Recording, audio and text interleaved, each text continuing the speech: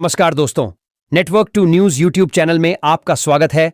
चलिए जानते हैं पश्चिम बंगाल की तमाम बड़ी खबरों को फटाफट 5 मिनट में। इससे पहले आप हमारे वीडियो को कहां से देख रहे हैं, कमेंट में जरूर बताएं और हमारे चैनल को लाइक सब्सक्राइब करना ना भूलें। मतदाता सूची के विशेष गहन पुनरीक्षण एसआईआर की सुगबुगाहट के बीच राज्य के मुस्लिम बहुल उत्तर व दक्षिण 24 परगना, मालदा, मुर्शिदाबाद, नदिया, कूच बिहार व उत्तर दिनाजपुर जिलों में मतदाता बनने के लिए होड़ मच गई है। ये सभी जिले बांग्लादेश की सीमा से सटे हैं। इसे देखते हुए चुनाव आयोग बेहद सतर्क है। फर्जी मतदाता भी इसमें शामिल हो सकता है। कोलकाता महानगर में गरिया स्टेशन रोड के पास ईएम बाईपास इलाके में ढलाई ब्रिज के निटक वाटर ट्रीटमेंट प्लांट तैयार किया जा रहा है। यहां प्रतिदिन 10 मिलियन गैलन जल शोधन के लिए संयंत्र तैयार हो रहा है। गुरुवार को कोलकाता के मेयर फिरहाद हकीम ने निर्माणाधीन वाटर ट्रीटमेंट प्लांट का निरीक्षण किया। उनके साथ निगम के जलापूर्ति विभाग के अधिकारी गण भी मौजूद थे। यहां 10 मिलियन जल शोधन संयंत्र के साथ साथ एक स्वच्छ जल भंडार और पंपिंग स्टेशन भी स्थापित किया जाएगा। 10 वर्षों के रखरखाव और संचालन लागत सहित परियोजना की कुल अनुमानित लागत 78 करोड़ 53 लाख 84,600 रुपये है। पश्चिम बंगाल के सिलीगुड़ी स्थित विधान बाजार में शनिवार सुबह आग लग गई। अग्निशमन विभाग के अधिकारियों ने बताया कि कपड़े की एक दुकान में आग लगी थी, जो जल्द ही आसपास की दुकानों में फैल गई। उन्होंने बताया कि इस घटना में अभी तक किसी के घायल होने की कोई सूचना नहीं है। मालूम हो कि इस घटना में 15 से ज्यादा दुकानें पूरी तरह से नष्ट हो गई हैं। हालांकि यह संख्या बढ़ने की उम्मीद है। पहले तो व्यवसायियों ने आग बुझाने का प्रयास किया, लेकिन आग लगातार बढ़ने से स्थिति नियंत्रण से बाहर हो गई। चारों तरफ काला धुआं छाया हुआ है। इलाके में दहशत फैल गई। दार्जिलिंग में आज गोरखा जनमुक्ति मोर्चा ने 12 घंटे के बंद का आह्वान किया है। माटीगाड़ा में एक स्कूल छात्रा के साथ कथित तौर पर दुष्कर्म कर हत्या के खिलाफ यह बंद बुलाया गया है। मोर्चा के नेता दीपने गुरुंग ने इसकी जानकारी दी। उन्होंने कहा कि चौरास्ता पर छात्रा की याद में स्मरण सभा की जाएगी।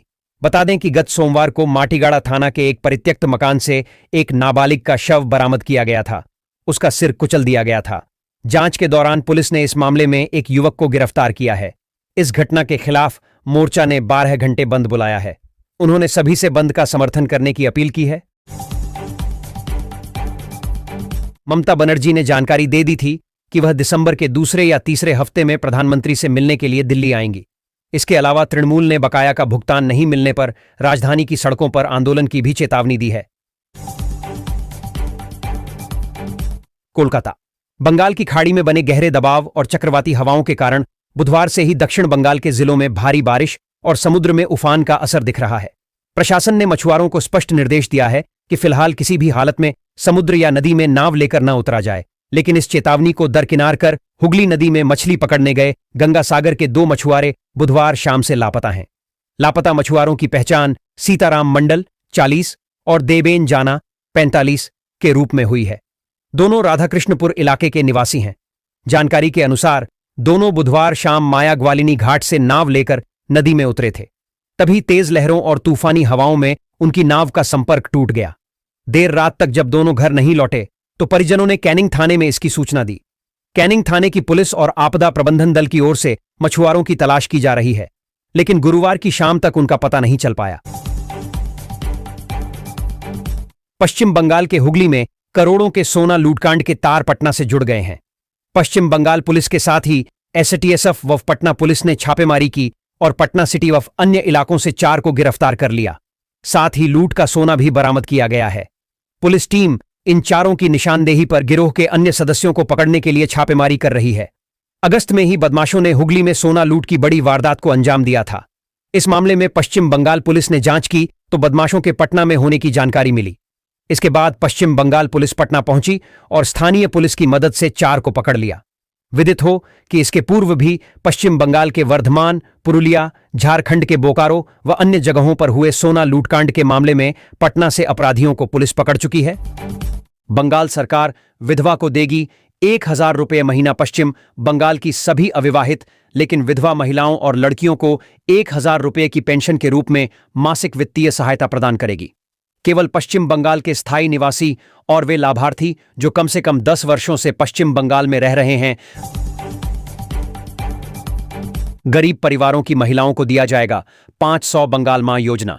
इस योजना के तहत राज्य सरकार ने आर्थिक रूप से कमजोर परिवारों की महिलाओं को 500 रुपये प्रति माह की पेंशन देने की घोषणा की थी, ताकि वे अपने परिवार के लिए बेहतर तरीके से काम कर सकें और किसी प्रकार की आर्थिक कठिनाइयों का सामना न करें।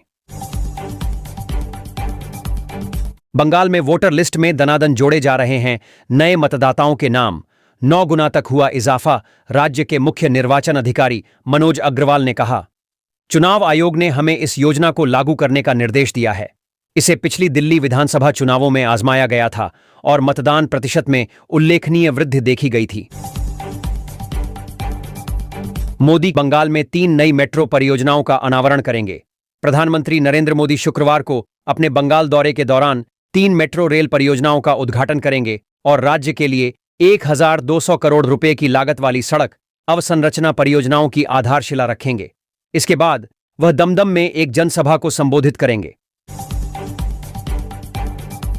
बंगाल दौरे से पहले पीएम मोदी ने बुनियादी ढांचे पर जोर देते हुए तृणमूल कांग्रेस के खिलाफ जनता के गुस्से का हवाला दिया। प्रधानमंत्री नरेंद्र मोदी कोना एक्सप्रेसवे और मेट्रो रेलवे विस्तार सहित 5,200,000 करोड़ रुपए से अधिक की बुनियादी ढांचा परियोजनाओं का उद्घाटन करने के लिए पश्चिम बंगाल का दौरा करेंगे। उन्होंने तृणमूल कांग्रेस के प्रति बढ़ते जन असंतोष पर प्रकाश डाला और 2026 के विधानसभा चुनावों से पहले राज्य में विकास के लिए भाजपा की प्रतिबद्धता पर जोर दिया। पूरा वीडियो देखने के लिए आप सभी को दिल से धन्यवाद। ऐसे ही वीडियो देखने के लिए चैनल को सब्सक्राइब करें।